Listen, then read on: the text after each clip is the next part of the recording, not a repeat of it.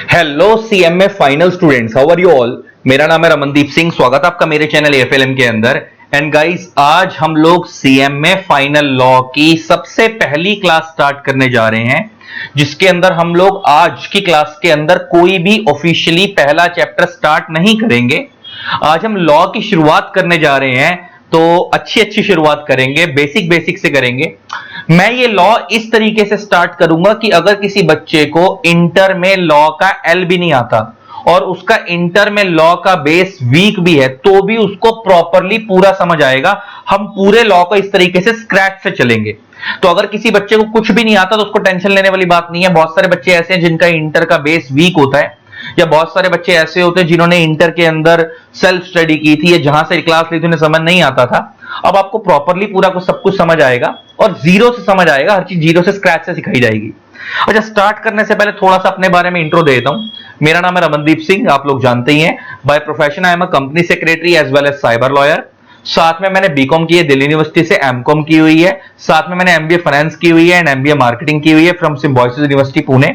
साथ में मैंने साइबर लॉ के अंदर पोस्ट ग्रेजुएट डिप्लोमा किया हुआ है फ्रॉम इंडियन लॉ इंस्टीट्यूट। ये सुप्रीम कोर्ट ऑफ इंडिया का रिसर्च सेंटर है। Basically supreme court of India के सामने ही है और वहां पे अलग अलग तरीके के डिप्लोमास कराए जाते हैं। तो मैंने उसमें साइबर लॉ में स्पेशलाइजेशन की हुई है। तो ये मेरी छोटी सी क्वालिफिकेशन थी। साथ में मैं दोनों टाइम मेरिट होल्डर रहा हूं, सीएस एग्जीक्यूटिव में भी एंड सीएस फाइनल में भी। कंपनी लॉ के अंदर मैंने दोनों टाइम टॉप किया है। सीएस एग्जीक्यूटिव में मेरे all India second IAS marks थे, कंपनी लॉ में सीएस फाइनल में मेरे all India fourth IAS marks थे कंपनी लॉ में। ये छोटी सी मेरी क्वालिफिकेशन थी। आज हम सीएमए फाइनल लॉ का इंट्रोडक्शन स्टार्ट कर रहे हैं। तो मैंने तुम्हारे को बताया कि जैसा कि मैं आज हम कोई भी ऑफिशियली चैप्टर स्टार्ट नहीं करेंगे, सिर्फ तुम्हारे को कोर्स के बारे में थोड़ा सा आइडिया दे रहा हूं। और आज की क्लास में हम तीन चीजें सीखेंगे: लॉ क्या होता है, कैसे बनता है और कौन बनाता है। बस इतना ही सीखेंगे। और तुम्हारे कोर्स में किस किस टॉपिक की क्या क्या वेटेज है, थोड़ा उसके बारे में बात कर लेते हैं। जैसा आप लोगों को पता है कि आपका जो सीएमए फाइनल लॉ है, इसका जो पेपर नंबर है, ये आपका सबसे फर्स्ट पेपर होता है। इसका पेपर नंबर है 13। ये आपके ग्रुप 3 में आता है। ये आपका पेपर सबसे पहला पेपर है ग्रुप 3 का, पेपर 13 सीएमए फाइनल लॉ। और ये 100 मार्क्स का पेपर है। और ये जो आपका सीएमए फाइनल का लॉ है, ये 4 कैटेगरी में डिवाइडेड है। 40 मार्क्स का इसके अंदर कंपनी लॉ आता है, 40 मार्क्स का इसमें इकोनॉमिक लॉ है। कंपनी लॉ आई होप आप समझते हो, फाउंडेशन इंटर में आप थोड़ा बहुत इसके बारे में पढ़कर आए हो। फाउंडेशन में तो आई थिंक नहीं, इंटर में आप इसके बारे में पढ़कर आए हो। और मगर ये एडवांस लेवल कंपनी लॉ है। इकोनॉमिक लॉ इसमें बैंकिंग के लॉ, इंश्योरेंस के law, security exchange board of India, अगर कोई कंपनी स्टॉक मार्केट पे लिस्ट हो रही है तो उसके लॉ। फिर आईबीसी, अगर कोई कंपनी इंसॉल्वेंसी बैंक्रप्सी कोड, अगर कोई कंपनी वाइंडिंग अप में जाती है या कोई कंपनी बंद होती है तो उससे related law. Plus corporate governance. Corporate governance का मतलब होता है to govern the corporate body in good and ethical manner. किसी भी कंपनी को अच्छे तरीके से चलाना इज कॉल्ड कॉर्पोरेट गवर्नेंस। तो ये 4 कैटेगरी में आपका लॉ डिवाइड है। कंपनी लॉ आपके पेपर में 40 मार्क्स का आता है, इकोनॉमिक लॉज भी आपके पेपर में 40 मार्क्स के आते हैं, आईबीसी 10 मार्क्स का आता है एंड कॉर्पोरेट गवर्नेंस 10 मार्क्स की आती है। एंड इस तरीके से आपका 100 मार्क्स का ये पेपर डिवाइडेड है। आज की क्लास के अंदर हम इन चारों में से कुछ भी नहीं शुरू करेंगे। अच्छा, वैसे मैं बता दूं, आज की क्लास में हम बेसिक चीजों के बारे में बात करेंगे। लॉ क्या होता है, कैसे बनता है और कौन बनाता है इंडिया में। क्योंकि हम पढ़ रहे हैं इकोनॉमिक लॉ, कंपनी लॉ, कम से कम ये तो पता होना चाहिए पहले लॉ ही क्या होता है, बाद में हम कंप्लीट इकोनॉमिक लॉ पे आएंगे। जब हम आज की क्लास इंट्रो कर लेंगे तो अगली क्लास में हम लोग अपना कंपनी लॉ से शुरुआत करेंगे, चैप्टर नंबर 1 से। और फिर वहां से कंपनी लॉ पूरा हम डिटेल में पढ़ेंगे, तो कंपनी लॉ समझ आएगा पूरा क्या होता है। फिर economic law and IBC and corporate governance करेंगे, ठीक है ना। चलो आज की क्लास को शुरू करते हैं और देखते हैं लॉ क्या होता है, कैसे बनता है और कौन बनाता है। देखते हैं, मजा आएगा, you will love it. Video देखने के बाद यूट्यूब पे कमेंट जरूर करना कि मजा आया या नहीं और कुछ नया कुछ सीखने को मिला या नहीं। चलो करते हैं स्टार्ट। तो गाइज, अब आपने अपने सिलेबस के बारे में जान लिया कि आपका सिलेबस क्या है, उसका कंटेंट क्या है, मतलब कितनी कितनी कौन सा टॉपिक वेटेज रखता है। अब हम स्टार्ट करेंगे आज की क्लास को। मैं ऑफिशियल कोई भी चैप्टर स्टार्ट नहीं करूंगा आज की क्लास के अंदर। आज की क्लास के अंदर मैं मेनली आपको 3 चीजें सिखाऊंगा: लॉ क्या होता है, कैसे बनता है और कौन बनाता है। क्योंकि ऑब्वियस सी बात है कि जब हम किसी भी लॉ के सब्जेक्ट को स्टार्ट करते हैं तो सब्जेक्ट के अंदर जाने से पहले कम से कम उसका बेसिक तो हमारे लोगों को पता होना चाहिए ना, कि आखिर वो चीज है क्या, बनती कैसे, इंडिया में आती कैसे है। तो आज की क्लास के अंदर हम ऑफिशियली कोई भी चैप्टर स्टार्ट नहीं करेंगे। मेनली हम 3 चीजों के बारे में बात करेंगे: लॉ क्या होता है, कैसे बनता है और कौन बनाता है। अच्छा, अब मैंने तुम्हारे को बोला कि आज की क्लास में हम 3 चीजों के बारे में बात करेंगे, लॉ क्या होता है, कैसे बनता है और कौन बनाता है।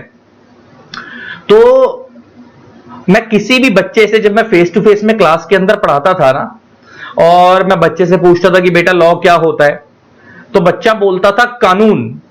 तो इसका मतलब ना, वो मेरे को ये नहीं समझा रहा कि लॉ क्या होता है, वो मेरे को सिर्फ इंग्लिश की हिंदी बता रहा है कि लॉ का मतलब कानून होता है। अब यही मान लो अगर किसी अंग्रेज ने हमसे पूछ लिया कि लॉ क्या होता है, अब हम उसको बोलेंगे कानून, तो हमारी बेइज्जती हो जाएगी, फिर उसको तो कानून समझाना भी पड़ जाएगा कि कानून क्या होता है। तो बेसिकली आज हम ये समझेंगे चीज होती क्या है। पता है क्या, हमारे इंडिया में ना, हम जनरली जब किसी से पूछते हैं ना कोई चीज, तो या तो वो उसकी हिंदी बता देता है या वो उसका एग्जाम्पल दे देता है, समझाता नहीं है। जैसे मैंने तुम्हारे को बोला लॉ क्या होता है, तो बच्चे ने बोल दिया कानून होता है। ये तो वही वाली बात हो गई, फ्रेंड कौन होता है, सर दोस्त होता है, तो तुमने इंग्लिश की हिंदी बता दी। सेम अगर मैं किसी से पूछूंगा ना एसेट क्या है, तो वो बोलेगा लैंड बिल्डिंग एसेट होता है। वो मेरे को ये नहीं समझा रहा कि एसेट क्या होता है, वो उसके एग्जांपल दे रहा है। वो ये नहीं बोल रहा कि expense incurred but benefit not yet received is called asset. यही मैं उससे पूछूंगा लाइबिलिटी क्या है, तो बोलेगा लोन होता है, तो वो उसका एग्जांपल दे रहा है। वो ये नहीं बोलेगा benefit received but expense not yet incurred is called liability. तो अल्टीमेटली मैं कहना यह चाह रहा हूं कि आज हम चीजों का मतलब जानेंगे कि वो चीज होती क्या है। तो आज की क्लास में हम मेनली 3 चीजें सीखेंगे, लॉ क्या होता है, कैसे बनता है और कौन बनाता है। अच्छा, मैं ना उल्टा चलूंगा। सबसे पहले मैं आपको यह सिखाऊंगा कि लॉ कैसे बनता है, सॉरी, सबसे पहले मैं आपको यह सिखाऊंगा लॉ कौन बनाता है, फिर मैं बात करूंगा कैसे बनता है, फिर मैं आखिरी में बात करूंगा लॉ क्या होता है। ऐसा मैं क्यों कर रहा हूं, आपको आखिरी में समझ आ जाएगा। तो आज की क्लास को हम 3 कैटेगरी में डिवाइड करेंगे। सबसे पहले हम सीखेंगे लॉ कौन बनाता है, फिर हम सीखेंगे लॉ क्या होता, कैसे बनता है, और फिर हम सीखेंगे लॉ क्या होता है। तो सबसे पहले हम बात करते हैं लॉ कौन बनाता है। सर अगर आपको याद हो तो मैं आपको स्कूल लेवल पर अगर लेकर चलूं, तो स्कूल लेवल पर आई थिंक सिविक्स के अंदर 6th या 7th क्लास में आपको एक चीज सिखाई गई थी कि हमारा जो इंडियन लीगल सिस्टम है, कि हमारा जो इंडियन लीगल सिस्टम है, इसको हम स्टेट भी बोलते हैं, उसके 3 ऑर्गन्स हैं। अगर आपको याद हो तो आपको स्कूल लेवल पे पढ़ाया गया होगा। सर वो 3 ऑर्गन्स कौन कौन से हैं, इंडियन लीगल सिस्टम, और इसको हम स्टेट के 3 ऑर्गन्स भी बोलते हैं। सर अगर वो याद हो तो वो 3 ऑर्गन्स कौन कौन से थे। सर एक होता है लेजिस्लेटिव बॉडीज,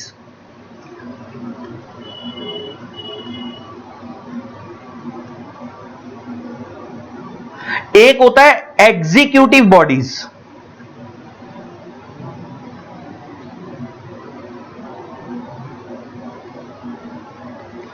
और एक होता है जुडिशियल बॉडीज।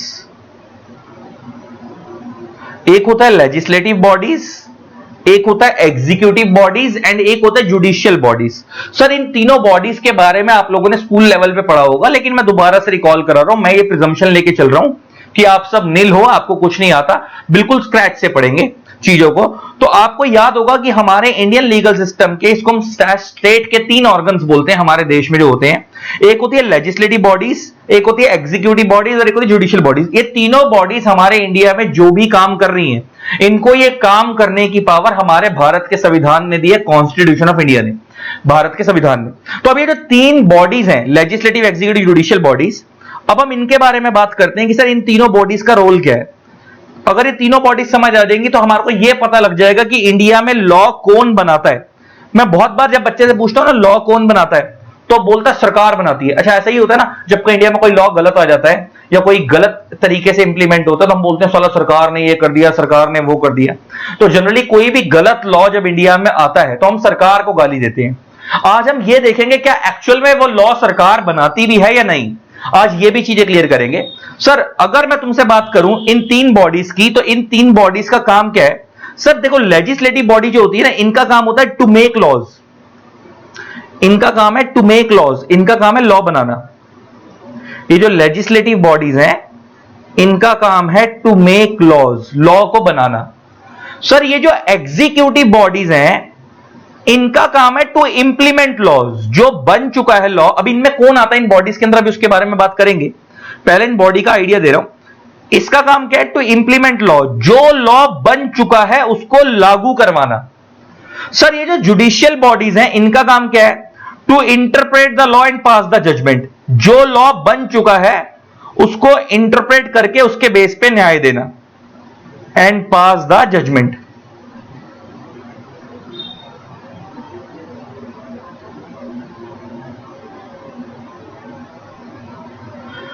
तो सर हमारे देश में 3 बॉडीज हैं, एक है लेजिस्लेटिव बॉडीज, इनका काम है लॉ बनाना, इनका एग्जीक्यूटिव बॉडीज, इनका काम है वो जो लॉ बन चुका उसको लागू करवाना, और तीसरा आता है जुडिशियल बॉडीज। सर जो लॉ बन चुका उसके बेस पे अगर कोई डिस्प्यूट अराइज होता है तो कोर्ट में उस मैटर को हैंडल करना और उसको इंटरप्रेट करके लॉ को उसके बेस पे जजमेंट पास करना किसका काम होता है? जुडिशियल बॉडीज का। जुडिशियल बॉडीज में कौन आते हैं? कोर्ट्स आते हैं इंडिया के। अभी जरा इनके बारे में बात करेंगे, सबके बारे में। तो सर 3 तरीके की बॉडी हो गई, legislative body, executive body, judicial bodies.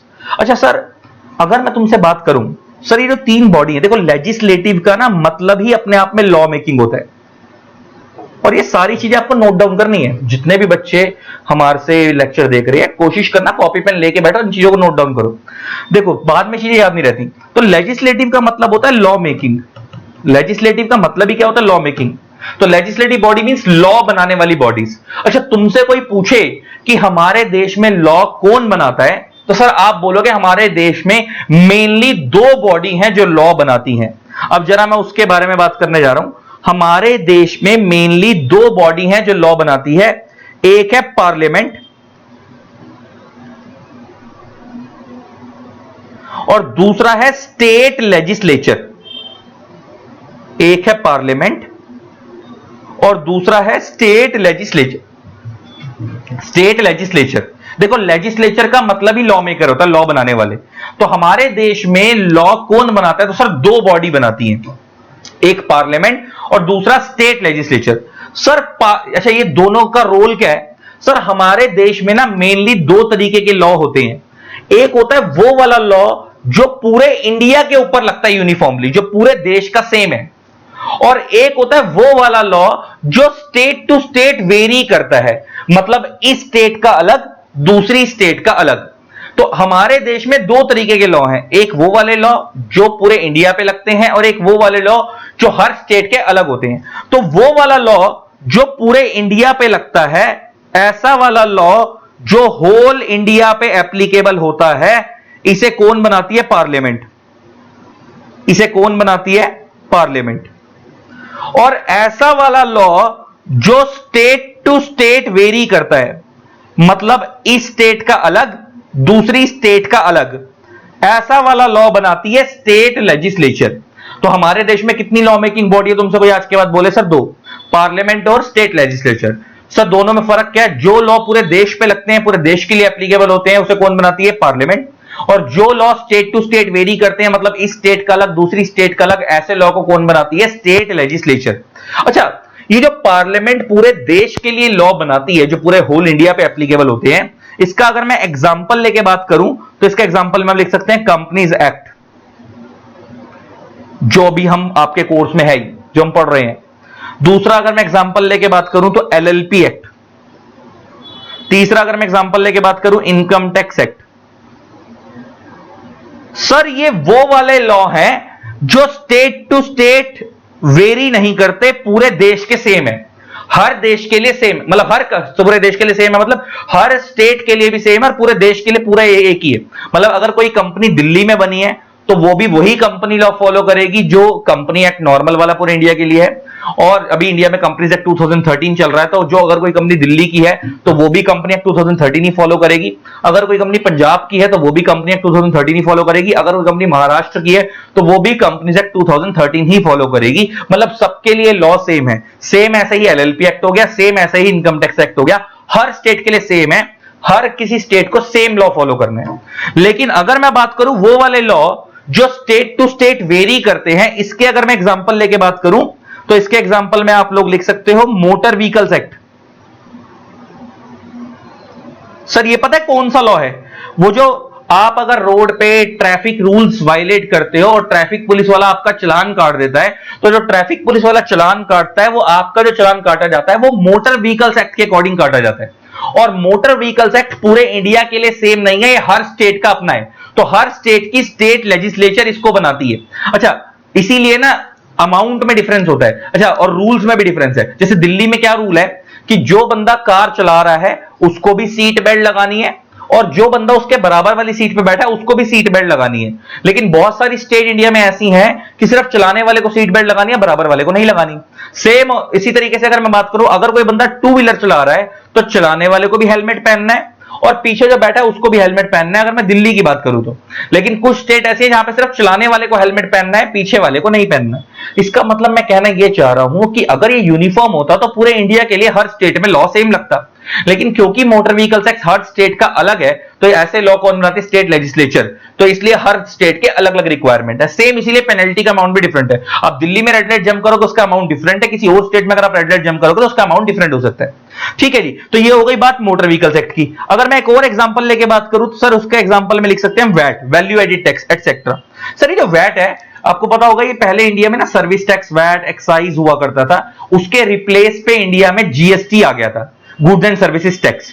लेकिन ना जीएसटी के अंदर ना एक हायर लिमिट है। पहले जीएसटी पे 28% के आसपास टैक्स लगता था, वो हाईएस्ट होता है, उससे ज्यादा नहीं लगता। लेकिन अब वो 40% भी लगता है कुछ प्रोडक्ट के ऊपर, तो 40 के आसपास लगता है। वो लास्ट हायर टैक्स होता है, मतलब आप इससे ज्यादा चार्ज नहीं कर सकते। लेकिन आपको पता होगा इंडिया में पेट्रोल के ऊपर तो 100% तक का, 80% तक का टैक्स लगता है। तो अगर पेट्रोल को भी हम जीएसटी के दायरे में डाल देते तो सरकार को रिवेन्यू लॉस होता। तो सरकार ने वैसे तो वैल्यू एडेड टैक्स हटा दिया, लेकिन पेट्रोल के लिए आज भी वैट इंडिया में जिंदा है, और वैट का रेट हर स्टेट का अलग होता है। सेम ऐसे ही अल्कोहल प्रोडक्ट जो होते हैं, दारू, उसके ऊपर भी वैट लगता है। और इसीलिए कुछ लोग, तुमने सुना होगा ना कईयों के मुझसे, दारू दिल्ली में महंगी है, हरियाणा में सस्ती है। वो इसी वजह से है कि कंपनी तो प्रोडक्ट की वैल्यू सेम रेट की रखती है, लेकिन टैक्सेशन रेट दोनों में, वैट का रेट दोनों स्टेट में अलग अलग है, इसलिए प्राइस ऊपर नीचे होता है। तो ऐसा लॉ जो स्टेट टू स्टेट वेरी करता है, इसे कौन बनाती है? State legislature. और ऐसा लॉ जो पूरे इंडिया के लिए एप्लीकेबल होता है, इसे कौन बनाती है? पार्लियामेंट। तो बहुत सारे लोग ना बोलते हैं सरकार ने लॉ बना दिया, तो आज आपको पता लगेगा सरकार लॉ नहीं बनाती, पार्लियामेंट बनाती है। सर पार्लियामेंट और सरकार में फर्क होता है? यस, बिल्कुल होता है। सर जब हम बोलते हैं सरकार, तो सरकार का मतलब होता है लीडिंग सरकार, जो इस टाइम देश में चल रही है करंट में। जैसे बीजेपी चल रही है तो बीजेपी, अगर कांग्रेस चल रही है तो कांग्रेस। जिस टाइम पे जो सरकार चल रही है, जब वो सरकार चल रही होगी उस देश के अंदर, तब हम बोलेंगे कि लीडिंग सरकार, जब हम बोलते हैं सरकार। लेकिन जब हम बोलते हैं पार्लियामेंट, तो पार्लियामेंट में खाली लीडिंग सरकार नहीं होती, ऑपोजिशन भी होती है। जैसे अगर बीजेपी लीडिंग सरकार है तो वहां पे खाली बीजेपी नहीं होगी, कांग्रेस भी होगी। तो इसलिए लॉ जब बनता है तो वो खाली लीडिंग सरकार की कंसेंट से नहीं बनता, ऑपोजिशन भी होती है, भले वो अपोज करे, लेकिन आखिरी में जो मेजोरिटी वोटिंग आती है उसके बेस पे लॉ पास हो जाता है। तो अल्टीमेटली कहने की सेंस ये है कि आज के बाद तुमसे कोई पूछे कि लॉ कौन बनाता है, तो सर सरकार नहीं बनाती, पार्लियामेंट बनाती है। और पार्लियामेंट सरकार से अलग क्यों? क्योंकि पार्लियामेंट में लीडिंग सरकार भी होती है और ऑपोजिशन भी होती है। अच्छा, एक ये बात खत्म हो गई, पार्लियामेंट और स्टेट लेजिस्लेचर में फर्क समझ आ गया कि सर इनका काम क्या है। तो सर हमारे इंडिया में दो तरीके की बॉडी है, एक है लेजिस्लेटिव बॉडी, एक है, तीन तरीके की बॉडी, एक है एग्जीक्यूटिव बॉडी, एक है जुडिशियल बॉडी। सर पार्लियामेंट जो है वो लॉ बनाती है होल इंडिया पे एप्लीकेबल होने वाले, स्टेट लेजिस्लेचर जो है वो लॉ बनाती है स्टेट टू स्टेट वेरी करने वाले। अब हमारी लेजिस्लेटिव बॉडी खत्म हो गई, हम नेक्स्ट बॉडी पे मूव करते हैं, एग्जीक्यूटिव बॉडी। सर अगर आई होप आपने ना ये नोट कर लिया होगा, तो मैं इसको हटा देता हूं यहां पे, तो क्योंकि मेरे को स्पेस चाहिए उसके नीचे लिखने के लिए, तो आप इसको नोट कर लेना। यहां तक का जो नीचे वाला मैंने कंटेंट लिखा, तो मैं इसको हटा रहा हूं, ठीक है ना। स्क्रीनशॉट ले लेना वीडियो पॉज करके, इसको नोट कर लेना। अगर नहीं लिखा है, साथ साथ लिख लिया तो बढ़िया है, नहीं तो वीडियो को पॉज करके लिख लेना। अब मैं इसको हटा देता हूं। अब हम बात करते हैं सर, अब हम बात करते हैं नेक्स्ट बॉडी के ऊपर, that is executive bodies. Sir ये जो एग्जीक्यूटिव बॉडी है, इनका काम क्या है? लॉ को इंप्लीमेंट कराना, जो लॉ बन चुका है उसको लागू करवाना। जैसे मैं एग्जांपल लेके बात करूं, अगर मैं इसके एग्जांपल में बात करूं एग्जीक्यूटिव बॉडीज के, तो इसके अंदर कौन कौन आता है? सर इसके अंदर आती हैं मिनिस्ट्रीज,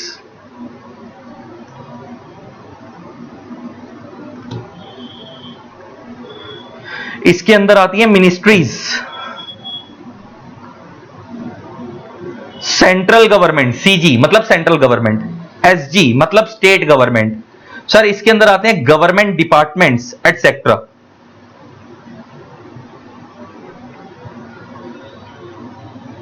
सर अब ये क्या चीज है जरा समझो, ये सब इसका पार्ट है, central government, state government, ministries, government department, सब किसके अंदर आते हैं? एग्जीक्यूटिव बॉडी में। सर मैं एग्जांपल लेके बात करता हूं, बड़ा ध्यान से सुनना, सिंपल वे में समझाता हूं। सर आप रोड से जा रहे थे बाइक लेकर, आपका ट्रैफिक पुलिस वाले ने, आपने मान लो रेड लाइट जंप कर दी और आपका ट्रैफिक पुलिस वाले ने चालान काट दिया।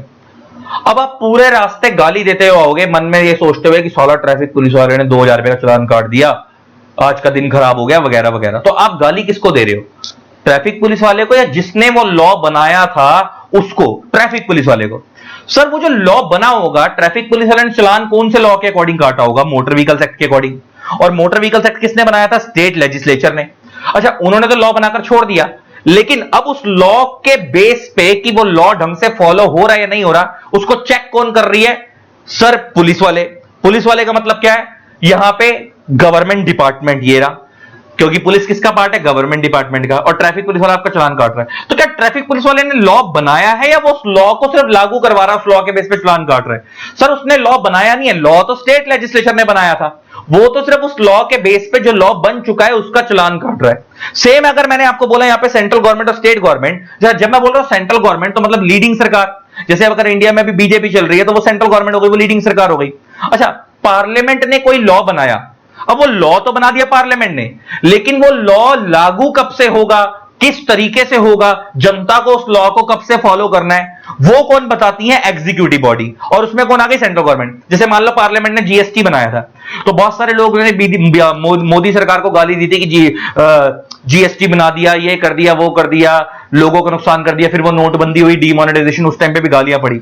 अब ऐसा क्यों हुआ? जब वो लॉ बना होगा तो उस टाइम तो पार्लियामेंट के रूप से बना होगा, लेकिन उसको लागू कौन करवा रही है? बीजेपी। बीजेपी कौन है? सेंट्रल गवर्नमेंट, लीडिंग सरकार। और जो दिखता है वो गाली खाता है, क्योंकि फ्रंट पे, अच्छा इसका मतलब लॉ बीजेपी सरकार ने नहीं बनाया, लॉ तो पार्लियामेंट ने बनाया और उसमें दोनों थी ऑपोजिशन में, लेकिन उस लॉ को लागू कौन करवा रही होती है? जनता के ऊपर एप्लीकेबल कौन करवा रही होती है? लीडिंग सरकार। तो जो दिखता है वो गाली खाता है, जो दिखता है वही गाली खाता है। सेम ऐसे अगर मैं बात करूं, पुलिस वाला वो गवर्नमेंट डिपार्टमेंट का पार्ट है, तो गवर्नमेंट डिपार्टमेंट जो है, जैसे ट्रैफिक पुलिस वाला हो गया, नॉर्मल पुलिस वाले हो गए, जैसे इंडिया में कोई क्राइम हो गया तो उसके लिए पहले इंडिया में लॉ हुआ करता था इंडियन पीनल कोड, अब उसकी जगह पे चेंज होकर नया लॉ आ चुका है इंडिया में, भारतीय न्याय संहिता।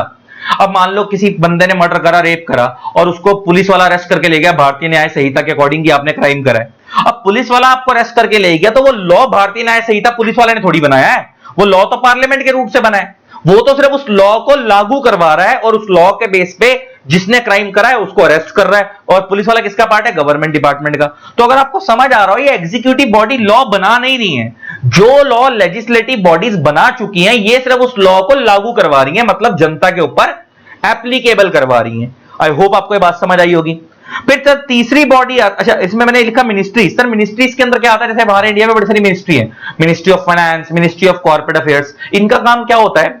जो लॉ पार्लियामेंट ने बना दिए या स्टेट लेजिस्लेचर ने बना दिए, उससे रिलेटेड रूल्स मिनिस्ट्रीज बनाती हैं, रिस्पेक्टिव मिनिस्ट्री। और वर्ड भी मैं क्या यूज करूं? Respective ministry. जैसे इंडिया में कंपनी लॉ के लिए जो रिस्पेक्टिव मिनिस्ट्री है वो है ministry of corporate affairs. Income tax act के लिए जो रिस्पेक्टिव मिनिस्ट्री है जो उसमें डील करती है वो है मिनिस्ट्री ऑफ फाइनेंस। तो जिस लॉ में जो मिनिस्ट्री डील करती है, जब लॉ एक बार रेडी हो गया तो उससे रिलेटेड रूल्स कौन बनाती है? मिनिस्ट्री। हालांकि एक्ट और रूल में क्या फर्क होता है अभी मैं आगे जाके बात करूंगा, अभी के लिए सिर्फ इतना समझो कि सर ये वाली बॉडीज लॉ बना रही हैं और जो लॉ बन चुका है उनको लागू कौन करवा रही है, जनता के ऊपर एप्लीकेबल कौन करा रही है? Executive body. और क्योंकि फ्रंट में लागू करवाने के लिए यही आई है इसलिए गालियां खाती हैं। इसीलिए पुलिस वाला जब चालान काटता है तो हम गाली उसको नहीं देते जिसने लॉ बनाया है, स्टेट लेजिस्लेचर ने, क्योंकि वो तो हमें पता ही नहीं किसने बनाया है, लेकिन उस स्टेट लेजिस्लेचर में उस टाइम कौन बंदा बैठा था, लेकिन जो जिसने हमारा चालान काटा वो तो हमें सामने दिख रहा है ना, इसलिए हम गाली उसी को देते हैं, है ना। तो गाली हम उसी को देते हैं। ठीक है जी, ये बात क्लियर हो गई मार्को। एग्जीक्यूटिव बॉडी, तो हमारी दो बॉडी क्लियर हो गई सर, लेजिस्लेटिव बॉडी और executive body. Legislative body law बनाती है, एग्जीक्यूटिव बॉडी उस लॉ को लागू करवाती है। फिर तीसरी आती है जुडिशियल बॉडीज। सर ये जो जुडिशियल बॉडीज होती है ना, ये तीन कैटेगरी में डिवाइड है। देखो हमारे इंडिया में सबसे ऊपर है सुप्रीम कोर्ट, हमारे इंडिया में सबसे ऊपर है सुप्रीम कोर्ट। फिर इसके नीचे हमारे इंडिया के अंदर बने हुए हैं हाई कोर्ट्स। फिर इसके नीचे ना दो तरीके के कोर्ट होते हैं, एक होता है डिस्ट्रिक्ट कोर्ट और एक होता है सेशन कोर्ट्स। बहुत सारे लोगों को ना टीचर स्कूल लेवल पे सिर्फ इतना सिखा देते हैं, या छोटे लेवल पे कहीं और आपने पढ़ा हो तो नीचे डिस्ट्रिक्ट कोर्ट होता है, फिर हाई कोर्ट, सुप्रीम कोर्ट। वो दूसरे वाले कोर्ट की बात ही नहीं करते। एक कोर्ट और होते हैं नीचे ही लोअर लेवल पे, उनका नाम होता है सेशन कोर्ट्स। सर इन दोनों में क्या फर्क होता है डिस्ट्रिक्ट और सेशन कोर्ट्स में? सर मैं इसके बारे में बात कर लेता हूं पहले, फिर आप समझना पहले मैं एक बात और कर लेता हूं, देखो मैंने ना सुप्रीम कोर्ट के आगे एस नहीं लिखा क्योंकि ये पूरे इंडिया में एक ही है, दिल्ली में प्रगति मैदान के पास। फिर हाई कोर्ट के आगे मैंने एस लिखा क्योंकि प्लूरल है, क्योंकि हाई कोर्ट इंडिया में एक से ज्यादा है, हर स्टेट का अपना होता है। फिर उसके बाद अगर डिस्ट्रिक्ट और सेशन कोर्ट्स ये हाई कोर्ट के नीचे होते हैं और ये हर स्टेट में जनरली 6 होते हैं, मतलब जनरली होते हैं, मतलब कम भी हो सकते हैं और ज्यादा भी हो सकते हैं। अच्छा, अगर मैं आपसे बात करूं, सबसे पहले अगर किसी बंदे का लोअर लेवल पे केस है तो वो डिस्ट्रिक्ट कोर्ट में जाएगा या सेशन कोर्ट में जाएगा? हालांकि इन दोनों कोर्ट में कब जाएगा अभी मैं बात करूंगा। सबसे पहले यहां जाएगा। अगर आप सेटिस्फाइड नहीं हुए, अगर आप डिस्ट्रिक्ट कोर्ट या सेशन कोर्ट के डिसीजन से सेटिस्फाइड नहीं हुए तो अपील जाएगी हाई कोर्ट पे। आप ऊपर वाले कोर्ट में अपील कर सकते हो अपनी सुनवाई के लिए। और अगर आप हाई कोर्ट के डिसीजन से भी सेटिस्फाइड नहीं हुए तो अपील जाएगी सुप्रीम कोर्ट में। आप और ऊपर जा सकते हो, दैट इज सुप्रीम कोर्ट, और जो ये डिसीजन दे देगा वो फाइनल है। ठीक है। अच्छा, अब सर डिस्ट्रिक्ट और सेशन कोर्ट में क्या फर्क होता है, जरा मैं इसके बारे में अगर आप लोगों से बात करूं। सर अगर सिविल केस है तो वो डिस्ट्रिक्ट कोर्ट में जाएगा, अगर क्रिमिनल केस है तो वो सेशन कोर्ट में जाएगा। अगर सिविल केस है तो वो डिस्ट्रिक्ट कोर्ट में जाएगा, अगर क्रिमिनल केस है तो वो सेशन कोर्ट में जाएगा। सर आई होप आप सिविल और क्रिमिनल में फर्क समझते हो, मैं आपको समझा देता हूं। देखो सिविल और क्रिमिनल में क्या फर्क होता है, वैसे नाम से क्लियर हो रहा है। क्रिमिनल का मतलब इतना तो समझ आता होगा कि ये थोड़ा स्ट्रिक्ट मैटर होते होंगे, ये थोड़े हल्के मैटर होते होंगे, लीनियंट मैटर। सर फर्क क्या होता है सिविल और क्रिमिनल में? हमारे इंडिया में ना 3 तरीके के केस होते हैं। एक होते हैं जो प्योरली सिविल नेचर के हैं, एक होते हैं जो प्योरली क्रिमिनल नेचर के हैं, और एक होते हैं मिक्सचर ऑफ बोथ, कि आपके पास चॉइस है कि आप उसको सिविल में भी लेकर जा सकते हो और क्रिमिनल में भी लेकर जा सकते हो, वो आपकी चॉइस है। तो हमारे इंडिया में मेनली 3 तरीके के केस होते हैं, एक होता है सिविल नेचर का, एक होता है क्रिमिनल नेचर का, और एक चॉइस होती है आप पे सिविल क्रिमिनल मूव करो। मैं बताता हूं तीनों में फर्क क्या है। देखो पहले सिविल और क्रिमिनल की बात करते हैं। क्रिमिनल केस और सिविल केस में फर्क क्या है, जरा मैं इसके बारे में बात कर लेता हूं। देखो अगर आपका मेन एम किसी सामने वाले को पनिशमेंट दिलवाना है, टू पनिश समवन है, अगर आपका मेन एम किसी सामने वाले को पनिशमेंट दिलवाना है तो फिर वो क्रिमिनल केस है। अगर आपका मेन एम सामने वाले से कंपनसेशन लेना है, टू क्लेम कंपनसेशन, तो वो सिविल केस है। मैं एग्जांपल लेके बात करता हूं, मान लो मैंने किसी को ना एक ऑर्डर दिया, मान लो मेरा नाम रमन है, किसी का नाम रोहित है, रमन ने रोहित को ऑर्डर दिया कि भैया 1 लाख रुपए पकड़ और मेरे को 100 शर्ट सप्लाई कर दियो। उसने कहा सर मैं 1 महीने में शर्ट सप्लाई कर दूंगा। मैंने उसे 1 लाख रुपए एडवांस दे दिए। 1 महीना हो गया, उसने मेरे को शर्ट सप्लाई नहीं करी। अच्छा, अब उसने मेरे को शर्ट सप्लाई नहीं करी तो अब मैं उसके ऊपर कोर्ट में केस करूंगा। अब मैं कोर्ट में जब उसके ऊपर केस करूंगा तो मैं क्या चाहूंगा कि उसको जेल हो जाए, या मैं ये चाह रहा हूं कि सर इसने मेरे को नुकसान पहुंचाया, मेरे को मेरा 1 लाख वापस मिले विद इंटरेस्ट, साथ में जो मेरे को नुकसान हुआ, अगर वो प्रोडक्ट मेरा रेडी होकर नहीं आया, उसकी वजह से मैं मार्केट में सेल नहीं कर पाया और जो मेरा प्रॉफिट का लॉस हुआ वो उसका कंपनसेशन मिल जाए। तो इसका मतलब मैं यहां पे कहीं से भी उसको जेल नहीं भिजवाना चाह रहा, मैं सिर्फ ये चाह रहा हूं जो मेरा नुकसान है उसकी भरपाई हो जाए। तो अगर ऐसा केस है इसे हम बोलते हैं सिविल केस। जैसे इसका मतलब जो इंडिया में हम कॉन्ट्रैक्ट एक्ट है, जैसे आप लोगों के इंडिया में एक लॉ है कॉन्ट्रैक्ट एक्ट, तो contract act is a civil law. तो मतलब दो बंदों के बीच में अगर कॉन्ट्रैक्ट टूटता है तो कल को हम सिर्फ कंपनसेशन लेकर बात खत्म कर देंगे। इंडिया में सेल ऑफ गुड्स एक्ट है, आपने किसी दुकान से कोई सामान खरीदा था और वो गुड्स डिफेक्टिव निकले। अब वो गुड्स डिफेक्टिव निकले तो आपको उसकी वजह से गुड्स का बढ़िया माल, मतलब मान लो जैसे मान लो आपने कोई फोन खरीदा था, वो ढंग से चल नहीं रहा, तो अब आप ये थोड़ी चाहते हो कि अब जिसने आपको फोन बेचा उसको जेल हो जाए। अब आप ये चाह रहे हो कि या तो आपको फोन वो ठीक कर दे, या वो आपको उस फोन के जगह नया फोन दे दे, या आपके पैसे वापस कर दे। मतलब अल्टीमेटली आप सिर्फ कंपनसेशन चाह रहे हो। तो ऐसे मैटर्स, इसके लिए हमारे इंडिया में सेल ऑफ गुड्स एक्ट लगता है। तो ऐसे मैटर जहां पे कॉन्ट्रैक्ट टूटते हैं, 2 पार्टीज के बीच में परचेज सेल का कोई नुकसान होता है, तो ऐसे केस के अंदर इंडिया में सिविल लॉ माने जाते हैं और ये सिविल मैटर है। अगर ऐसा कोई डिस्प्यूट है तो केस डिस्ट्रिक्ट कोर्ट में जाएगा। लेकिन ऑन द अदर हैंड, मान लो आपका कोई फ्रेंड है, उसका किसी ने मर्डर कर दिया और आपने वो मर्डर होते हुए देखा है। अब आप क्या चाह रहे हो उस सामने वाले से कि जिसने मर्डर करा, उसको क्या बोलोगे मेरे को 5 लाख रुपए दे, मैं चुप हो जाऊंगा? या आप ये चाह रहे हो कि जिसने आपके फ्रेंड का मर्डर करा आप उसको भी पनिशमेंट दिलवाओ? यस। तो जो जितने भी क्रिमिनल केस है जैसे मर्डर, डकैती, रेप, यहां पे हमारा मेन एम सामने वाले से पनिशमेंट मतलब कंपनसेशन लेना नहीं होता, सामने वाले को पनिशमेंट दिलवाना होता है। तो जितने भी इंडिया में क्रिमिनल केस है जहां पे हम पनिशमेंट दिलवाना चाहते हैं, एग्जांपल मर्डर, डकैती, डकैती जिसको बोलते हैं, रेप, ये सारे क्रिमिनल केस हैं और ये सारे केसेस कहां जाते हैं? सेशन कोर्ट में।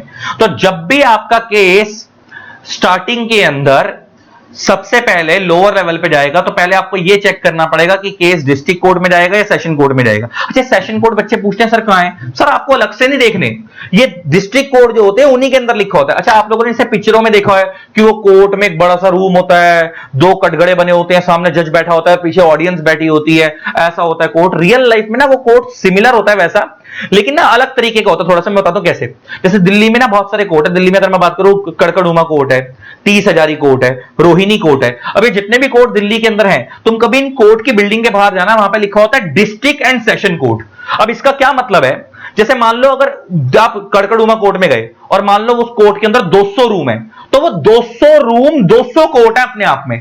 हर रूम के अंदर एक जज बैठा है जो मैटर देख रहा है। अच्छा, मान लो उन 200 रूम में से 150 रूम ऐसे हैं जहां पे सिविल मैटर देखे जा रहे हैं, मतलब किसी का ब्रीच ऑफ कॉन्ट्रैक्ट हो गया, किसी का आपस में कोई फैमिली डिस्प्यूट हो गया, तो जहां पे सिविल मैटर देखे जा रहे हैं। अगर जो 150 कोर्ट के अंदर सिविल मैटर, 150 रूम में सिविल मैटर देखे जा रहे हैं, तो वो 150 रूम हो गए सिविल कोर्ट्स, डिस्ट्रिक्ट कोर्ट्स। और जो 50 रूम बाकी के हैं जहां पे क्रिमिनल मैटर देखे जा रहे हैं, मर्डर के, रेप के, डकैती के केस देखे जा रहे हैं, वो 50 रूम हो गए सेशन कोर्ट्स। तो इसका मतलब बिल्डिंग के बाहर तो डिस्ट्रिक्ट एंड सेशन कोर्ट लिखा होगा, आप आइडेंटिफाई कैसे करोगे कि वो 200 रूम में 200 जज बैठे हैं, कौन से वाले सेशन कोर्ट और कौन से डिस्ट्रिक्ट कोर्ट है? आपको समझ आ गया। जिन रूम्स के अंदर जजेस क्रिमिनल मैटर को हैंडल कर रहे हैं वो सेशन कोर्ट है, जिन रूम्स के अंदर जजेस डिस्ट्रिक्ट मैटर वो सिविल मैटर को हैंडल कर रहे हैं वो डिस्ट्रिक्ट कोर्ट है। और जो तुम पिक्चर में देखते हो ना, पीछे ऑडियंस बैठी है, वो सामने देख रही है, वो ऑडियंस नहीं होती रियल लाइफ के अंदर। हमारे इंडिया में नंबर ऑफ केसेस बहुत ज्यादा है, तो कोर्ट के बाहर ना लिस्ट लगी होती है कि आज इन 50 बंदों का केस सुना जाएगा। तो मान लो अगर आपका नंबर पहला है तो आप तो सामने कटघरे में चले गए, तो बैलेंस के जो 49 लोग हैं वो पीछे बैठे हुए हैं अपनी कुर्सियों पे, वो अपने नंबर का वेट कर रहे हैं। रियल लाइफ में वो लोग वो होते हैं, ठीक है। तो डिस्ट्रिक्ट कोर्ट और सेशन कोर्ट आपको समझ आ गया। तो डिस्ट्रिक्ट को सबसे पहले लोअर लेवल पे कौन से कोर्ट होते हैं सर? 2, डिस्ट्रिक्ट या सेशन। सर दोनों में कब जाना है? अगर सिविल केस है तो कहां जाएगा? डिस्ट्रिक्ट कोर्ट में। सेशन कोर्ट है तो कहां जाएगा? क्रिमिनल कोर्ट में। क्रिमिनल केस तो कहां जाएगा? सेशन कोर्ट में। फिर उसके बाद सेटिस्फाई नहीं तो अपील कर जाएगी हाई कोर्ट पे, अगेन सेटिस्फाई नहीं तो अपील कर जाएगी सुप्रीम कोर्ट पे। यहां पे दोनों मैटर हैंडल हो जाते हैं, हाई कोर्ट सुप्रीम कोर्ट में, सिविल भी और क्रिमिनल भी। अच्छा, एक चीज और मैं तुम्हारे को बता रहा था, कुछ मैटर ऐसे होते हैं जो मिक्सचर ऑफ बोथ होते हैं, सिविल और क्रिमिनल। मतलब आपकी चॉइस होती है कि आप उसको सिविल की तरफ लेकर जाओ या क्रिमिनल की तरफ लेके जाओ। मैं एग्जांपल लेके बात करता हूं। मान लो मेरा एक प्लॉट है बहुत बड़ा और उसके ऊपर किसी ने कब्जा कर लिया, 10 साल से वो कब्जा करके बैठा है। मैंने किसी को रेंट पे दिया था एक प्लॉट और उस प्लॉट के ऊपर 10 साल से वो कब्जा करके बैठा है और मेरा प्लॉट खाली नहीं कर रहा वो, और ना वो रेंट दे रहा। अब वो ना रेंट दे रहा है ना वो मेरा प्लॉट खाली कर रहा है। अब मैं कोर्ट में गया। अब यहां पे ना 2 तरीके के लोग होंगे। अच्छा, एक बंदा वो होगा जिसका प्लॉट कब्जा हो गया, वो जज को जाकर बोलेगा कि सर इसने मेरा प्लॉट 10 साल से कब्जा कर रखा है, एक तो वो प्लॉट खाली करवाओ प्लस मेरे को 10 साल का किराया दिलवाओ विद इंटरेस्ट।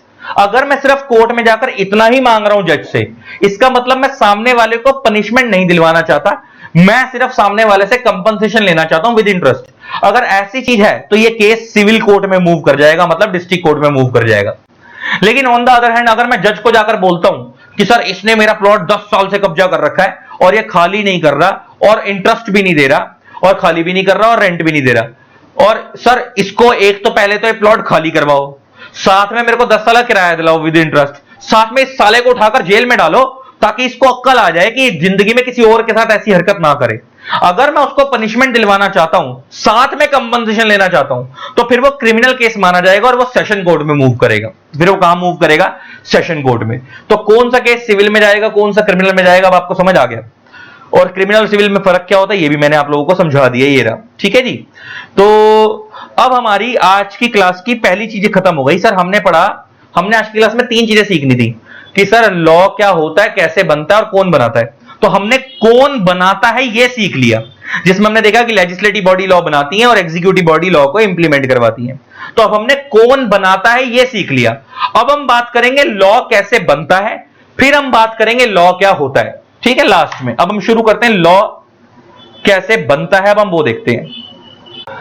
तो अब हम बात करते हैं गाइस लॉ बनता कैसे है, जरा उसके बारे में बात करते हैं। सर जैसे ये लोग हम लोग ये पढ़ते हैं, जैसे हम पढ़ रहे हैं मान लो कंपनीज एक्ट 2013, करेक्ट। तो ये जो एक्ट है, एक्ट, ये एक्ट का मतलब ही अपने आप में लॉ होता है। और ये लॉ बनता कैसे है, अब हम उसी के बारे में समझने जा रहे हैं कि लॉ जैसे हम पढ़ते हैं income tax act, companies act, contract act, sale of goods act, LLP act. तो ये जो एक्ट है, ये एक्ट का मतलब ही अपने आप में लॉ होता है, लेकिन ये एक्ट बनता कैसे है, अब हम उसके बारे में बात करने जा रहे हैं। सर एक चीज समझ लो, एक चीज अपने दिमाग में प्रिंट कर लो। अभी हमने पढ़ा कि sir law making process India में जो लॉ बना, अब हम लॉ मेकिंग प्रोसेस समझने जा रहे हैं, लेकिन अभी हमने समझा कि सर इंडिया में लॉ बनाने वाली बॉडी दो हैं, एक है पार्लियामेंट और दूसरी है स्टेट लेजिस्लेचर। तो इसीलिए लॉ मेकिंग प्रोसेस भी दोनों का अलग अलग है। पार्लियामेंट का लॉ बनाने का तरीका अलग है, स्टेट लेजिस्लेचर का लॉ बनाने का तरीका अलग है। तो अभी हम पहले पार्लियामेंट का लॉ मेकिंग प्रोसेस समझते हैं, फिर हम स्टेट लेजिस्लेचर का लॉ मेकिंग प्रोसेस समझेंगे कि सर ये लॉ बनता कैसे है। सर यहां पे हम लिख देते हैं parliament law making process, parliament का लॉ मेकिंग प्रोसेस।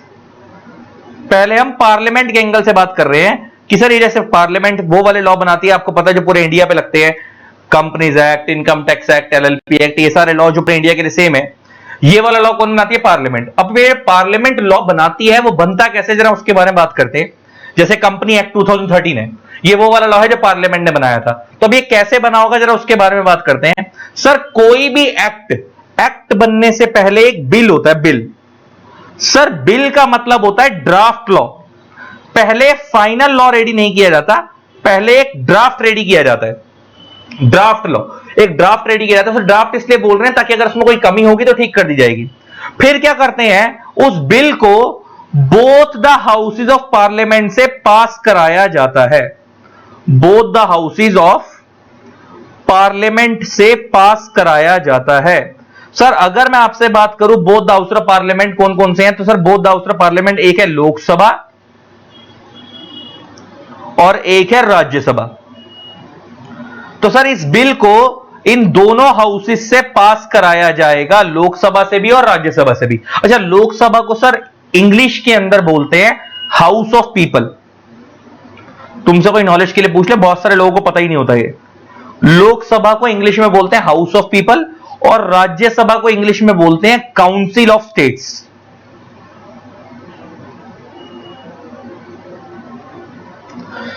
तो लोकसभा को अंग्रेजी में बोलते हैं house of people and Rajya Sabha को इंग्लिश में बोलते हैं काउंसिल ऑफ स्टेट्स। तो सर कोई भी एक्ट बनने से पहले एक बिल होगा, फिर उस बिल का मतलब क्या, ड्राफ्ट लॉ, फिर उस बिल को दोनों हाउसेस से पास कराया जाएगा, लोकसभा से भी और राज्यसभा से भी। उसके बाद क्या होगा, सर प्रेसिडेंट ऑफ इंडिया की असेंट दिलवाई जाएगी। प्रेसिडेंट ऑफ इंडिया उस बिल के ऊपर अपनी असेंट देंगे। असेंट का मतलब होता है सर कंसेंट। सर कंसेंट का मतलब क्या है कि प्रेसिडेंट उस बिल के ऊपर अपने साइन कर देंगे। सर जैसे ही प्रेसिडेंट उस बिल के ऊपर अपने साइन कर देंगे, then that bill becomes act. Then that bill becomes act. उसके बाद वो बिल क्या बन जाएगा, एक्ट बन जाएगा। और एक्ट बन गया मतलब वो लॉ बन गया। सर अब लॉ बन तो गया, अब सर मुद्दा ये आता है कि ये लॉ जनता के ऊपर एप्लीकेबल कब से होगा, जनता को इस लॉ को फॉलो कब से करना है। ऐसा तो होगा नहीं ना कि आज लॉ बनाया और बोला भैया आज शाम से ही फॉलो करना शुरू कर दो। तो इसके लिए कुछ टाइम दिया जाता होगा। अब वो कैसे वर्क करता है मैं उसके बारे में बात करता हूं। सर जब वो लॉ बन गया, मतलब एक्ट बन गया, प्रेसिडेंट के साइन हो गए, उसके बाद क्या करेंगे, इस एक्ट को ऑफिशियल गजेट ऑफ इंडिया में पब्लिश किया जाएगा। इस एक्ट को ऑफिशियल गजेट ऑफ इंडिया के अंदर पब्लिश किया जाएगा। सर ये ऑफिशियल गजेट ऑफ इंडिया क्या है, भारत सरकार की एक वेबसाइट है egazette.gov.in। ये भारत सरकार की एक वेबसाइट है। हमारे इंडिया में कोई भी नया लॉ बनता है तो उसे इस वेबसाइट पे अपलोड करते हैं, egazette.gov.in। तो इसे जब अपलोड करते हैं तो हम बोलते हैं उसे ऑफिशियल गजट में पब्लिश कर दिया गया। अच्छा, पब्लिश करने के बाद क्या होता है, इसके अंदर एक डेट बताई जाती है कि ये लॉ इस डेट से इफेक्टिव होगा। जैसे मैं एग्जांपल लेके बात करता हूं, मान लो किसी लॉ के ऊपर प्रेसिडेंट ने, सिर्फ समझाने के लिए बात कर रहा हूं, मान लो किसी लॉ के ऊपर प्रेसिडेंट ने 1/1/2026 में साइन करे, और मान लेते हैं इसको सेम डे ऑफिशियल गजट में पब्लिश कर दिया। मान लेते हैं इसको सेम डे ऑफिशियल गजट में पब्लिश कर दिया। अगर पब्लिश करने के बाद वहां पे उस ऑफिशियल गजट में लिखा है कि इस लॉ की इफेक्टिव डेट जो होगी, मतलब जनता के ऊपर जो ये लागू होगा, वो होगा 15/1/2026 से, मान लो ऐसा कुछ लिखा है, तो वो लॉ उस डेट से इफेक्टिव होगा। अगर ऐसी कोई इफेक्टिव डेट नहीं बताई तो जिस दिन पब्लिश किया गया था उसी दिन से इफेक्टिव होगा। तो सर अब आपको एक बात समझ आ गई, सर कोई लॉ जब बनता है तो वो जनता के ऊपर लागू कब से होता है, तो क्या करते हैं सर, लॉ बनने के बाद उसको ऑफिशियल गजट ऑफ इंडिया में पब्लिश करते हैं। पब्लिश करने के बाद अगर कोई इफेक्टिव डेट बताई जाती है तो उस डेट से इफेक्टिव होता है। अगर कोई इफेक्टिव डेट नहीं बताई जाती तो जिस दिन पब्लिश किया गया था उसी डेट से वो लॉ पूरी जनता के लिए इफेक्टिव हो जाता है, मतलब लागू हो जाता है, और जनता को फॉलो करना पड़ता है। मैं तुम्हें प्रैक्टिकली दिखा भी देता हूं कैसा होता है ऑफिशियल गजट। इसको हिंदी में बोलते हैं भारत का राजपत्र।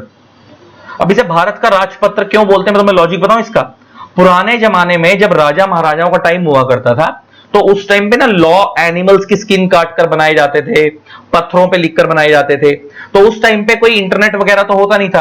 तो जब राजा लॉ बनाता था तो राजा उस लॉ को पूरे गांव में डिस्ट्रीब्यूट करवाता था ताकि लोगों को पता लग जाए कि भैया नया लॉ आ चुका है। तो जब राजा उस लॉ को डिस्ट्रीब्यूट कराता था तो कहते थे कि राजा का राजपत्र आ गया। अच्छा, आज के डेट में राजा कौन है, सरकार। तो जब भारत सरकार का कोई नया लॉ आता है तो हम बोलते हैं भारत का राजपत्र आ गया। समझ आ गया भारत का राजपत्र ऑफिशियल गजट ऑफ इंडिया को हिंदी में क्यों बोलते हैं। तो बेसिकली ऐसे स्कूल में एक नोटिस बोर्ड होता था ना, नोटिस बोर्ड का काम क्या होता था कि कल तुम्हारी छुट्टी है तो पूरे स्कूल में नोटिस बोर्ड पे लगवा दिया जाता था टुमारो इज योर हॉलिडे, तो पूरे स्कूल के बच्चों को इंफॉर्म हो जाता था कि कल छुट्टी है। सेम इसी तरीके से जब पार्लियामेंट कोई लॉ बनाती है तो उसको official gazette of India publish करते हैं ताकि पूरी जनता को पता लग सके कि नया लॉ आ चुका है। ये काइंड ऑफ नोटिस बोर्ड की तरह ही काम कर रहा है। ठीक है जी, अब जरा देखते हैं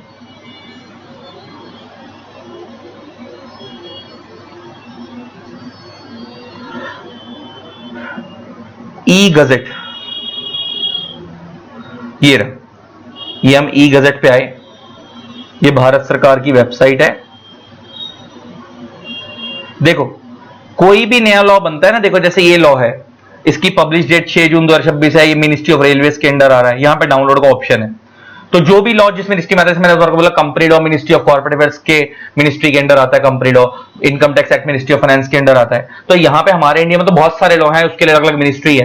तो ये हर तरीके की मिनिस्ट्री कौन सा लॉ किस मिनिस्ट्री के अंदर आता है और आगे डाउनलोड का ऑप्शन है, ये रहा, यहां से आप डाउनलोड कर लो। लेकिन रियल लाइफ में हम लोग यहाँ नहीं आते क्योंकि हमारे को इसकी जरूरत नहीं है ना। रियल लाइफ में हम लोगों को क्योंकि company law income tax act ये सब देखना होता है, तो रियल लाइफ या एलएलपी देखना होता है, तो रियल लाइफ में हम लोग जाते हैं एमसीए के पोर्टल पे। हम लोग एमसीए की साइट पे जाते हैं यहां पे, और हम लोग यहां से लॉ निकाल लेते हैं। जैसे हम एक्ट एंड रूल्स पे गए, अब यहां पे मैं तुम्हारे को एक चीज दिखाता हूं, नोटिफिकेशंस। अगर आप यहां पे देखोगे ना तुम्हारे को ऑफिशियल गजट कैसा होता है मैं दिखा दूंगा। जैसे कोई भी नया लॉ आया तो उसकी सामने डेट लिखी है, अब ये रहा वो लॉ। अब इस लॉ के अंदर क्या है वो तो अभी मैं बात करूंगा, मगर पहले इस लॉ की वर्डिंग को पढ़ो। देखो मैं तुम्हें दिखाता हूं, पहले इसको बोल रहे हैं हिंदी में, देखो the gazette of India, Bharat का राजपत्र, ऐसा ये दिखता है। ठीक है जी, अब जरा मैं इसके अंदर दिखाता हूं तुम्हारे को।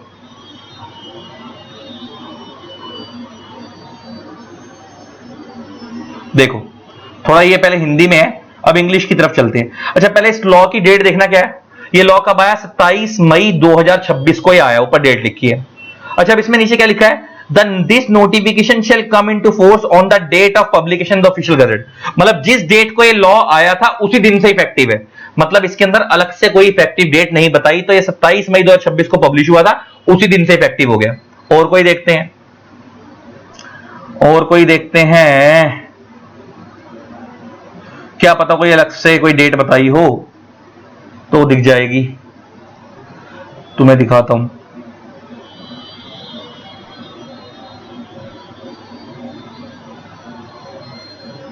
रुको, ये देखो, ये देखते हैं, सेम ऐसी कोई नया लॉ है कंपनी लॉ से रिलेटेड। अब इसके बारे में देखते हैं जरा, ये क्या चीज है।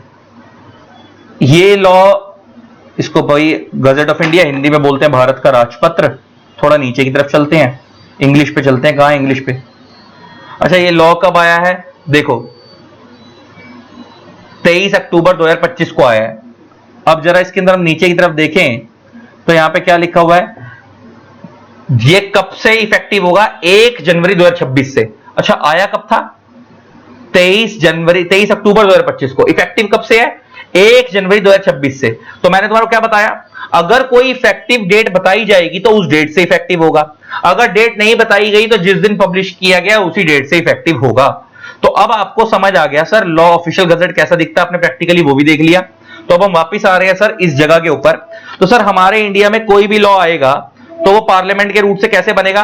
सर सबसे पहले वो पार्लियामेंट के रूट में बनने से पहले, कोई भी एक्ट बनने से पहले बिल होगा। उस बिल को फिर हम क्या करेंगे, both the house of parliament से पास कराएंगे, लोकसभा और राज्यसभा। फिर प्रेसिडेंट ऑफ इंडिया के साइन करवाएंगे, उसके बाद वो बिल एक्ट बन जाएगा।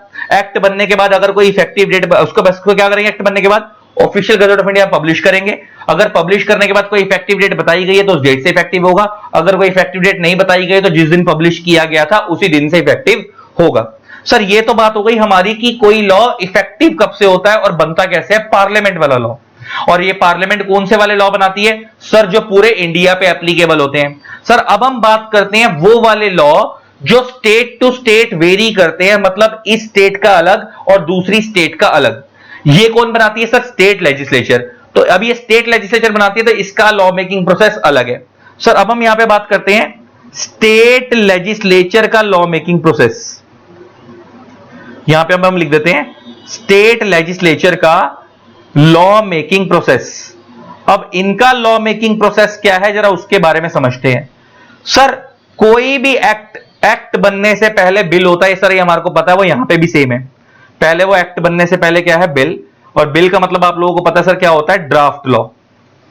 सर उसके बाद हम क्या करते थे, उसको both the houses of parliament से पास कराते थे। सर इसको बोथ द हाउसेस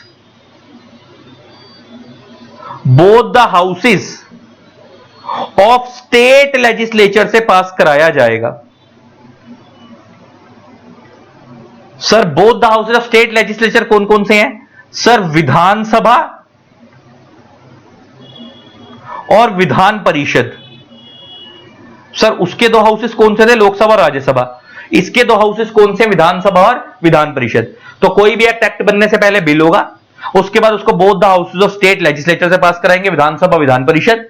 उसके बाद उसको किसकी कंसेंट दिलवाते थे वहां पे पार्लियामेंट वाले रूट में, जो पार्लियामेंट का लॉ बनता था उधर हम कंसेंट किसकी दिलवाते थे? प्रेसिडेंट ऑफ इंडिया की। सर यहां पे जो हम कंसेंट दिलवाएंगे वो दिलवाएंगे गवर्नर ऑफ स्टेट की। यहां पे हम गवर्नर ऑफ स्टेट की असेंट दिलवाएंगे। गवर्नर ऑफ स्टेट की क्या दिलवाएंगे? असेंट। क्योंकि प्रेसिडेंट पूरे इंडिया के लिए, गवर्नर हर स्टेट का अलग है, तो यहां पे गवर्नर ऑफ स्टेट की असेंट दिलवाएंगे। उसके बाद जैसे ही असेंट मिलेगी then that bill becomes act.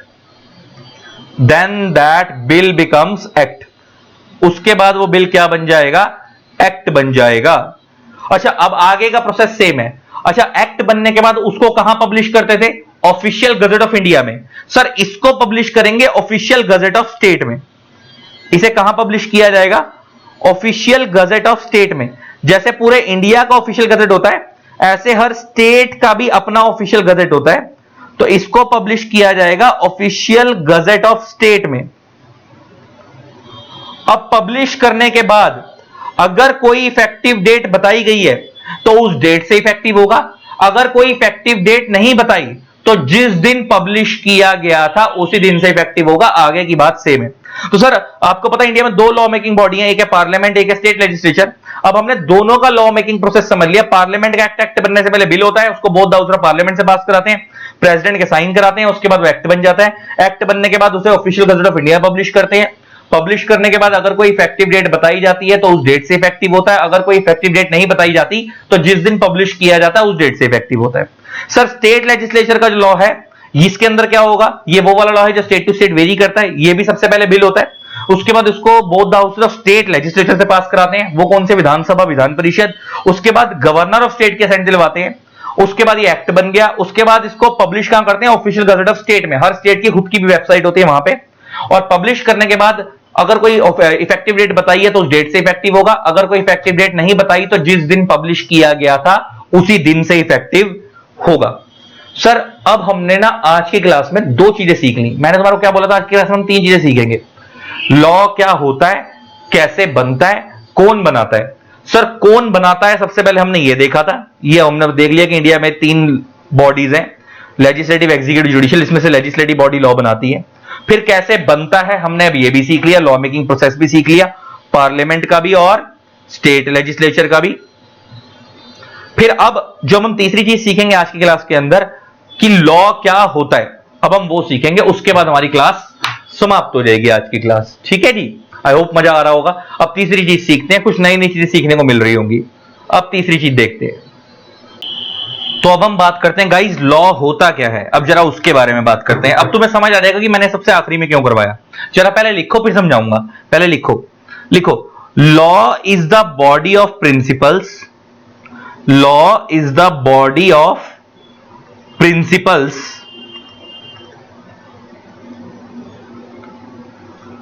which are recognized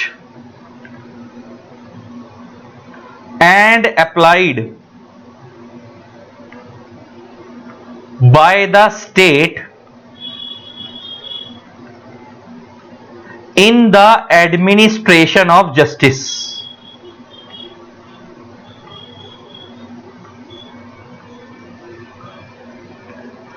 in the administration of justice. Sir ये लॉ की डेफिनेशन है। अब मैंने इन सारे शब्दों को तोड़ता हूं और उन तोड़ के उसका मतलब निकालने की कोशिश करते हैं कि कहना क्या चाह रहा है। सर देखो, पहला वर्ड हमने यहां पे यूज करा प्रिंसिपल्स। प्रिंसिपल्स का मतलब होता है rules and regulations.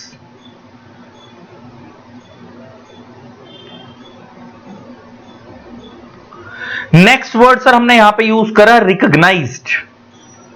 Sir recognise का मतलब है अप्रूव्ड। रिकॉग्नाइज का क्या मतलब है, अप्रूव्ड। सर नेक्स्ट वर्ड हमने यहां पे यूज करा applied.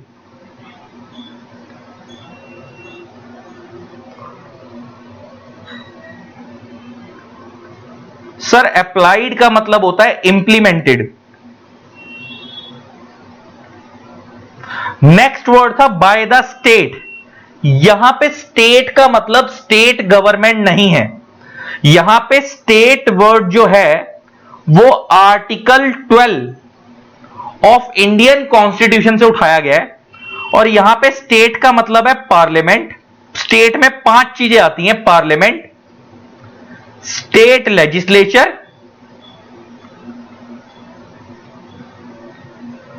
Central government, state government, local bodies. Sir state में 5 चीजें आती हैं। सर पहले इनका रोल अब आपको पता है। सर पार्लियामेंट वो वाले लॉ बनाती है जो पूरे इंडिया पे एप्लीकेबल होते हैं। स्टेट लेजिस्लेचर वो वाले लॉ बनाती है जो स्टेट टू स्टेट वेरी करते हैं। अब एक चीज सुनना, पार्लियामेंट ने जो लॉ बनाया उस लॉ को इफेक्टिव कौन करवाती है, सेंट्रल गवर्नमेंट। क्योंकि आपको याद है पार्लियामेंट लेजिस्लेटिव बॉडी है, सेंट्रल गवर्नमेंट एग्जीक्यूटिव बॉडी है। आपको पता है वो लॉ बनाती है और एग्जीक्यूटिव बॉडी उस लॉ को इंप्लीमेंट कराती है। तो जो पार्लियामेंट ने लॉ बनाया उसे कौन लागू करवाती है, सेंट्रल गवर्नमेंट। जो स्टेट लेजिस्लेचर ने लॉ बनाया उसे कौन लागू करवाती है, स्टेट गवर्नमेंट। प्लस इसके अलावा हमारे देश में ना कुछ लोकल बॉडीज हैं जो लोकल लेवल पे लॉ बनाती हैं। जैसे एग्जांपल म्युनिसिपैलिटी हो गई हर स्टेट की, गांव में पंचायत हो गई, जो छोटे मोटे एरिया वाइज लॉ बनाती हैं, तो वो हो गई लोकल बॉडीज। तो अब आपको समझ आ गया होगा कि मैंने सबसे लास्ट में लॉ की डेफिनेशन क्यों कराई है, क्योंकि अब आपको पार्लियामेंट का रोल क्या है, स्टेट लेजिस्लेचर का क्या रोल है, अब आपको ये सब ऑलरेडी पता है। तो अगर हम इसको डेफिनेशन को पढ़ना शुरू करें तो जरा क्या है, law is the body of principles. Law एक ढांचा है, किस चीज का, रूल्स एंड रेगुलेशंस का, विच आर रिकॉग्नाइज। रिकॉग्नाइज का क्या है, अप्रूव, जो कि अप्रूव किया गया है किसके द्वारा, या तो पार्लियामेंट के द्वारा अप्रूव किया गया होगा पूरे इंडिया के लिए, या स्टेट लेजिस्लेचर के द्वारा अप्रूव किया गया होगा स्टेट टू स्टेट के लिए, या हो सकता है लोकल बॉडीज के द्वारा अप्रूव किया गया हो स्टेट के local normal area wise territory के लिए। आगे जो कि अप्लाइड, अप्लाइड का मतलब होता है इंप्लीमेंटेड। किसके ऊपर इंप्लीमेंट किया जाता है, जनता के ऊपर। लागू किसके ऊपर किया जाता है, जनता के ऊपर। किस लिए, in the administration of justice, न्याय पाने के लिए। तो लॉ एक ढांचा है रूल्स एंड रेगुलेशंस का जो कि पार्लियामेंट या स्टेट लेजिस्लेचर अप्रूव करती हैं, जो कि जनता के ऊपर लागू करवाती हैं ताकि उनको क्या मिल सके, न्याय मिल सके। आई होप अब आपको लॉ समझ आया होगा, लॉ होता क्या है। तो आज के लेक्चर के अंदर हम लोगों ने कोई भी ऑफिशियली चैप्टर स्टार्ट नहीं करा था। आज हमने 3 चीजें दिख ली आज के लेक्चर के अंदर। लॉ क्या होता है, कैसे बनता है, कौन बनाता है, ये तीनों चीजें हम लोगों ने आज के लेक्चर के अंदर सीख ली, प्लस आपके कोर्स के बारे में थोड़ा सा आइडिया ले लिया। नेक्स्ट क्लास से हम लोग ऑफिशियली अपना कोई चैप्टर स्टार्ट करेंगे और देखेंगे क्या है वो। और आज के लेक्चर को यहीं समाप्त करते हैं। Love you all, Tata.